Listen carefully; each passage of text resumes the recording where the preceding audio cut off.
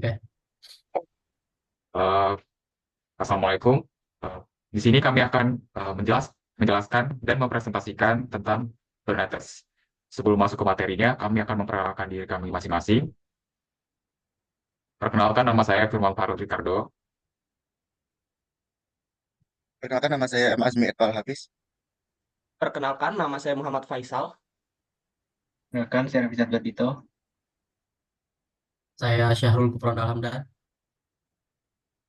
Baiklah, untuk yang pertama, definisi dari Kubernetes. Kubernetes adalah platform open source oleh Google untuk mengolah aplikasi berbasis kontainer. Kubernetes juga orkestrasi kontainer dalam skala besar, memastikan aplikasi berjalan dengan efisien dan dapat diskalakan dan otomatis. Selanjutnya,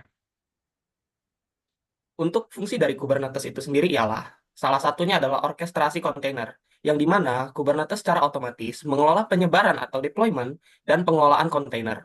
Selain itu, penskalaan atau scaling juga memberikan lebih banyak resource pada aplikasi atau sistem yang dimana membutuhkan traffic tinggi. Kubernetes bisa secara otomatis menambahkan jumlah kontainer untuk menjalankan aplikasi tersebut.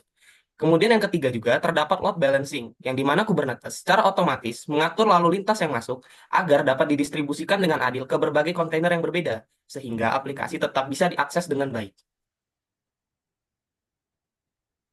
Kemudian terdapat 5 komponen utama dari Kubernetes, yaitu ada cluster atau sekumpulan node yang dikelola oleh Kubernetes. Kemudian node atau mesin, baik mesin fisik maupun virtual yang menjalankan aplikasi. Kemudian terdapat pod atau unit terkecil di Kubernetes yang berisi satu atau lebih kontainer yang beroperasi secara bersama-sama.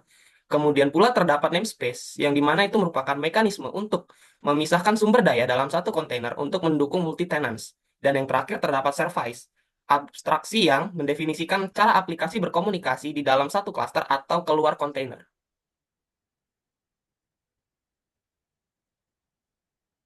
Baik, selanjutnya cara kerja Kubernetes, yaitu yang pertama, pengguna membuat deklarasi aplikasi melalui file YAML atau JSON, kemudian mendefinisikan pods, services, dan kebijakan penskalaan.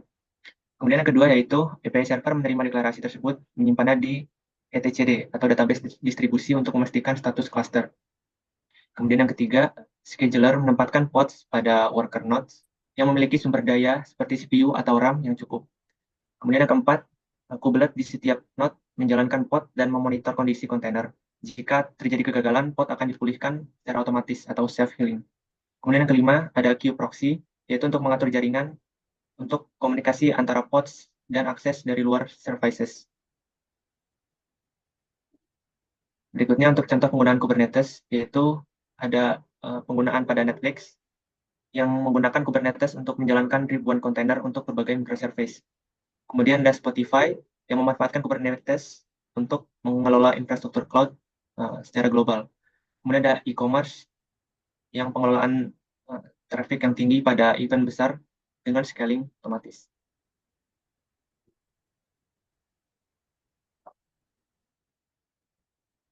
Selanjutnya kita masuk pada keunggulan dari Kubernetes. Nah, yang pertama itu ada otomasi penuh, yang dimana proses seperti penskalaan, restart otomatis, dan update aplikasi dilakukan secara otomatis.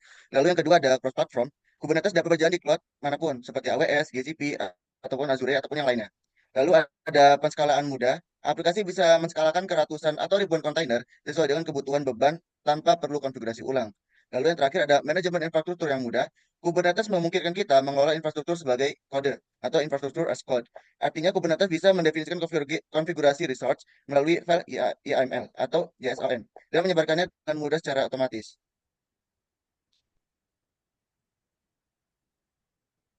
Lalu ada juga fault tolerance. Jika ada node atau kontainer yang rusak, Kubernetes akan memindahkan dan memulihkan pods ke node lain secara otomatis. Lalu ada high availability, yaitu menjamin aplikasi tetap berjalan meskipun ada kegagalan pada server. Lalu ada keunggulan yang terakhir dari Kubernetes itu, yaitu adalah ekosistem luas, yang dimana didukung komunitas besar dan tools yang lengkap untuk memonitoring logging dan otomatisasi. Baik. Selanjutnya di sini kita masuk ke kekurangan dari Kubernetes itu sendiri.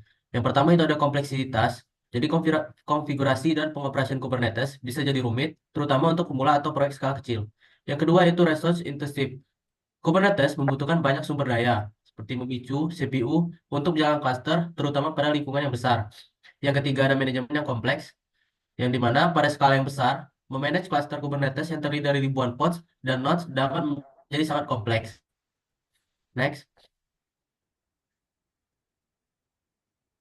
Yang terakhir itu ada kesimpulan. Jadi, Kubernetes adalah sebuah platform yang kuat untuk mengelola aplikasi berbasis kontainer dalam skala besar. Ini memberikan kemampuan untuk mengotomatisasi banyak tugas yang sebelumnya dilakukan secara manual, seperti penskalaan, pemulihan aplikasi, dan load balancing. Kubernetes dapat mempermudah pengelolaan aplikasi yang dengan banyak microservice dan kontainer, sehingga efisien untuk digunakan di perusahaan-perusahaan besar.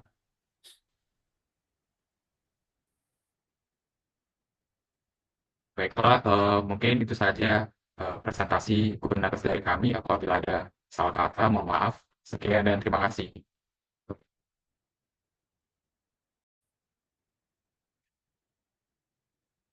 Halo semuanya, perkenalkan nama saya Firman Paulo Ricardo dengan NPM 231506109 dari program studi Teknik Informatika. Baiklah, di sini saya akan menjelaskan ataupun mendemonstrasikan Kubernetes pada Docker Desktop. Sebelumnya, hal-hal yang perlu kita siapkan itu tentunya aplikasi Docker Desktop itu sendiri, mana dapat kita install dari website docs.docker. Baiklah, di sini saya sudah menginstal docs.dockernya, dan beginilah tampilan awal dari Docker Desktop. Oke. Untuk Kubernetes sendiri, pertama kita setting untuk mengaktifkan Kubernetes-nya. Di sini untuk mengaktifkan ya, kita klik enable Kubernetes, kemudian apply and restart. Di sini proses yang pengaktifan Kubernetes-nya akan memakan waktu cukup lama. Di sini sebelumnya saya sudah mengaktifkannya. Kemudian untuk mendemonstrasikan dari Kubernetes pada Docker Desktop ini, kita memulai dari menggunakan pod, di mana pod ini merupakan unit terkecil yang dapat dideploy pada Docker Desktop ini sendiri. Cara sederhananya, pod ini merupakan aplikasi kita yang akan di-running pada Kubernetes cluster ini. Oke, baiklah. Kita masuk ke demonstrasinya. Di sini saya telah menyiapkan templates untuk memasukkan pod pada Kubernetes-nya nanti. Di sini template yang kita gunakan menggunakan format YAML. Baiklah, sebelum kita masukkan template-nya, kita perlu ngecek sudah ada pod sebelumnya pada Kubernetes ini. Kita menggunakan terminal untuk mengeceknya. Cukup input back, control, dan source value. Ya, di sini belum ada pod yang tertera pada Kubernetes-nya. Baiklah, untuk menambahkan template tadi, kita memerlukan compiler seperti Visual Studio Code untuk menambahkan format YAML ini akan menjadi pod pada Kubernetes.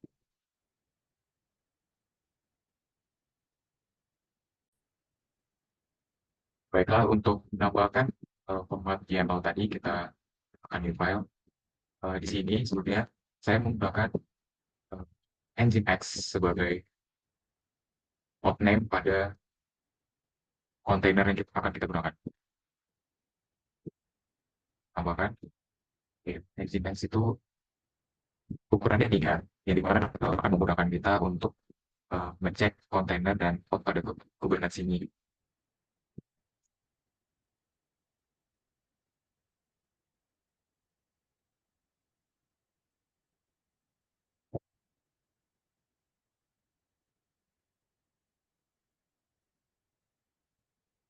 Nah, di sini ukurannya tergolong ringan, 25 MB. Baiklah, kita masuk ke Visual Studio Code-nya untuk menginput YAML-nya itu sendiri. Di sini sudah saya simpan, di mana kita menggunakan template-nya Nginx, kemudian name kontainernya Nginx juga, dan image-nya Nginx juga. Baiklah, di sini setelah kita input Nginx YAML-nya, kita input pada terminal dengan kubectl create -f,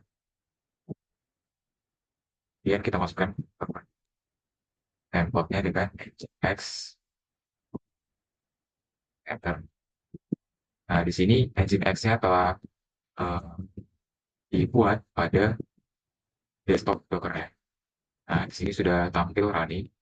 Kemudian selanjutnya kita masuk. Baiklah, setelah Nginx-nya dibuat, untuk mengetahui pot yang sudah terdaftar pada Docker-nya, kita cukup input kubectl get.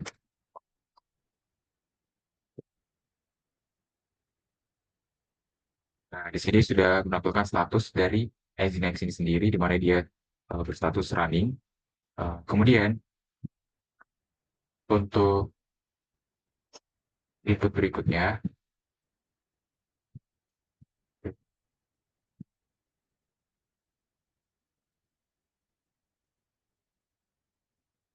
pada input ini, output yang akan dikeluarkan yaitu deskripsi dari ini. Dia akan menampilkan IP address-nya, kemudian tipe node-nya, dan keterangan tambahan lainnya seperti nominate dan readiness.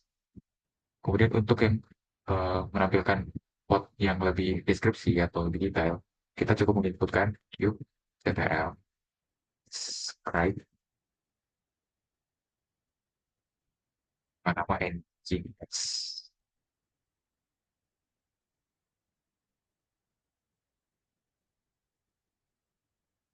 Di sini, setelah kita menginputkan describe pot Nginx, di sini dia akan menampilkan nama dari pot itu sendiri, kemudian IP, kemudian waktu ketika kita memulai potnya, kemudian image, container, dan lain sebagainya. Kemudian untuk mengetahui bahwa pot ini berjalan, pertama kita menginputkan kubectl port port x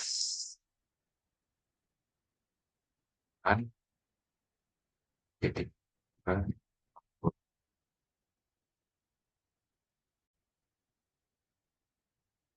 Setelah kita menginput kubectl port tadi, untuk mengecek Nginx-nya ini sendiri, kita dari Chrome, kemudian kita masukkan localhost 888. Nah, di sini secara otomatis akan menampilkan website dari Nginx sendiri.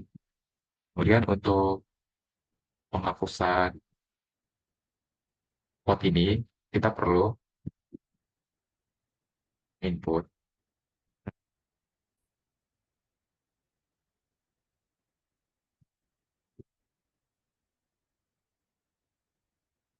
baiklah, untuk penghapusan kubectl-nya sendiri, kita perlu